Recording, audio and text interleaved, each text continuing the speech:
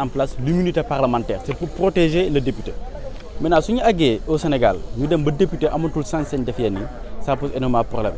À mon avis, des députés au Japon dans le cadre de trafic de visa et de passeport, tel ñu leen jàpp tout simplement parce que les gars du pouvoir avaient dit que les députés dañoo nekk en session et que mënuñu leen jàpp fekk levé ñu seen immunité parlementaire parce que ñu ngi en session. Et que la loi waxoon naa constitution article 61 alinéa 3 nee na mënoo jàpp député criminel ou correctionnel fekk mu ngi en session. looloo taxoon sax d'ailleurs te lu ñu jàpp député yooyu parce que dañoo bàyyi ba si après. Maintenant pourquoi député Déthié Fall honorable député tey tu fais un sondage chez tous les Sénégalais ñëpp lay wax ni c'est un député exemplaire mu tax a bundu siège am di xoole ñu fekk ko kidnappé ko yóbbu ko garde à vue doyul mandat de dépôt doyul procès doyul ñu renvoyer procès bu mu ñëw tey taxaw devant le juge di wax et donc c'est ça ce qu'on regrette amèrement. D'accord kon ñu gis ne li nga xamante ne moom la suñu institution di doxee mooy maanaam mel ni ku ma amul nee la ak ku ma amul waa kon tey jii yéen ñi nga xamante ne ñooy jeune parti Déthié Fall bu fekkee ne tey jii juge bi joxe na benn décidé na li nga xamante ne par exemple arrangé tey jii lan mooy doon seen taxawaay. Bon loolu après lañ ci waxtaan parce que naturellement il y a des questions yoo xam ne ce sont des questions d'ordre stratégique man rek mënu ma ko jël parce que du ma donc et que tey dañoo nekk aussi dans le cadre d'une coalition au-delà d'une intercoalition ce qui fait que tous les actes wala toutes les actions ou toutes les activités qui seront prises vont d'abord faire l'objet d'une discussion dans un groupe ba ñu tënk wax ak sénégalais ni fii lañ jëm parce que ñu ñemewuñu làqatu duñ ko sax def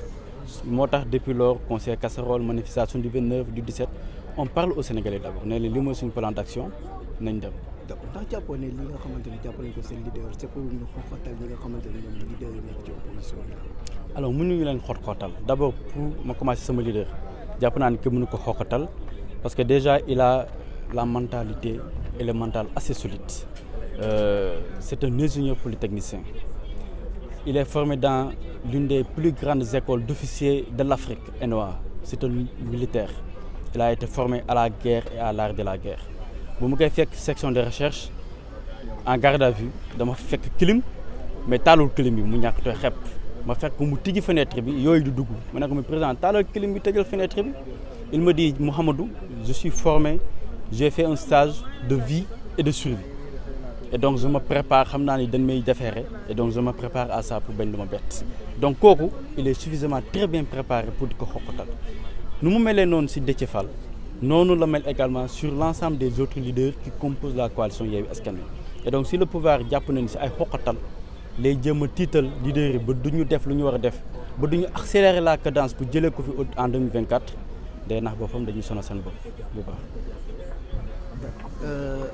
yenn question bi nga xamante ne bëgg naa la ko poser mooy tey jii ban message ngay lancer à l'encontre du gouvernement du Sénégal. alors benn message rek lay lancer d'abord à Macky Sall. Je lui dis parce que man dama wax ni tant que libéré les députés qui ont été attrapés dama ko woowee président de la République parce que pourquoi on l'appelle président de la République c'est l'article 6 de la Constitution qui définit les institutions de la République et c'est cet même article 8 qui confère les droits collectifs à la manifestation et c'est l'article 61 alinéa 2 et 3 qui confère une immunité parlementaire aux députés et donc su ko salfaañee man bien évidemment mënuma woowee président de la République quelqu'un qui tripatouille la Constitution. Ça c'est un. Deuxièmement, j'aimerais lui dire, il y a quelqu'un, et ça j'emprunte les propos de quelqu'un qui dit que le président de la République est une création constitutionnelle à incarnation humaine variable. Il s'était appelé Senghor, il s'était appelé Diouf,